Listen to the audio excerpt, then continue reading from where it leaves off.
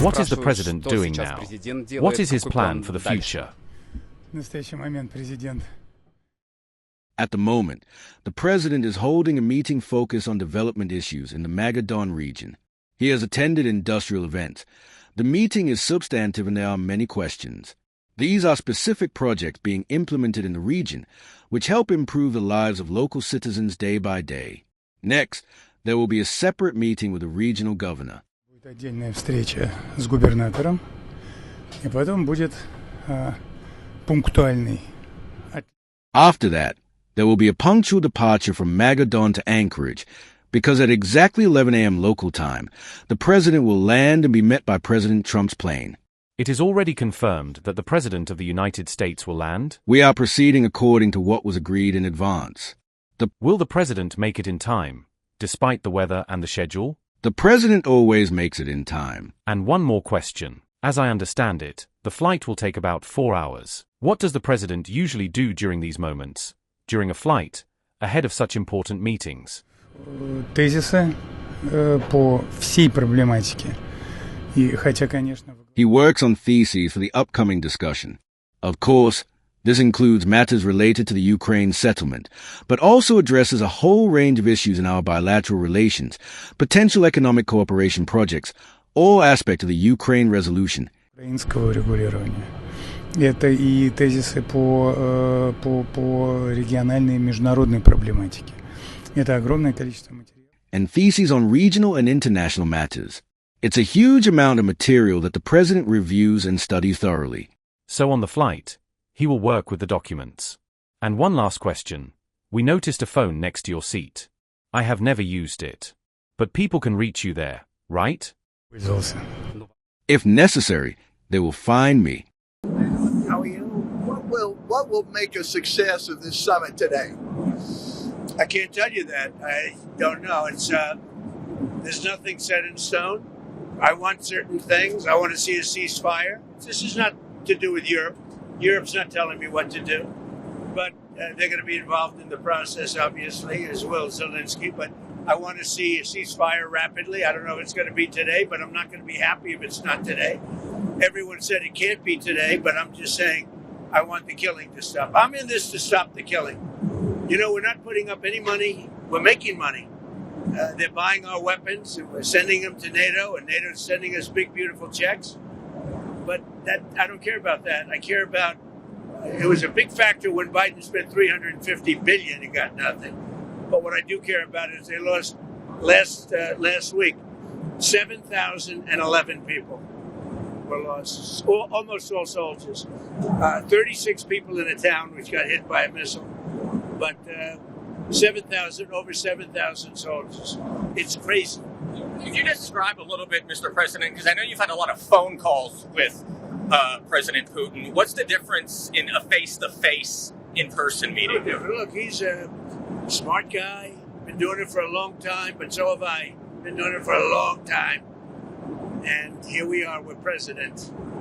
That was much more difficult than what I'm doing today, believe me. So we get along. There's a good respect level on both sides. And I think, something's going to come of it. I noticed he's bringing a lot of business people from Russia. And that's good. I like that because they want to do business, but they're not doing business until we get the war settled. You can talk about business. Business.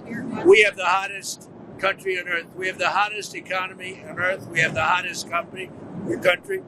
We just set a new stock market record again. We have hundreds of billions of dollars flowing in from tariffs. We're the hottest. We were a dead country, dead like doornails, a dead country. 1 year ago, we were dead as a doornail, and now we have the hottest country. And he wants a piece of that because his country is not hot economically. In fact, it's the opposite. And China's not doing well economically, but look, I want everybody to do well. The war's got to stop and the killing's got to stop. Mr. President, what do you stop? Thank you for coming back to take questions. We saw that Russia continued its violence into Ukraine last night, launching even more drones. What did you make of that? I think they're trying to negotiate. He's trying to set a stage. I mean, in his mind, that helps him make a better deal. It actually hurts him. But in his mind, that helps him make a better deal.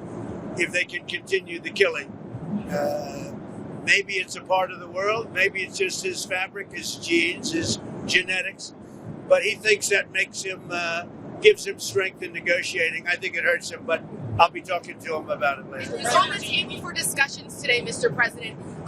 Are the territorial swaps on the table? Will you be discussing that? They'll be discussed, but I've got to let Ukraine make that decision. And I think they'll make a proper decision. But I'm not here to negotiate for Ukraine. I'm here to get them at a table. And I think you have two sides. Look, Vladimir Putin wanted to take all of Ukraine.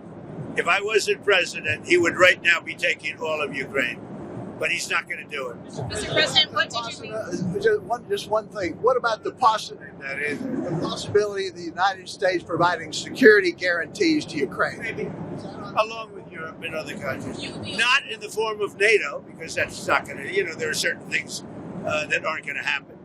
But, along with Europe, there's a possibility of that. Mr. President, the number of business people that President Putin is bringing along, is that something that you want to discuss with President Putin at this meeting? If we make progress, I would discuss it, because that's one of the things that they would like. They'd like to get a piece of what I built in terms of the economy. Just so you know, we were a dead country with our economy.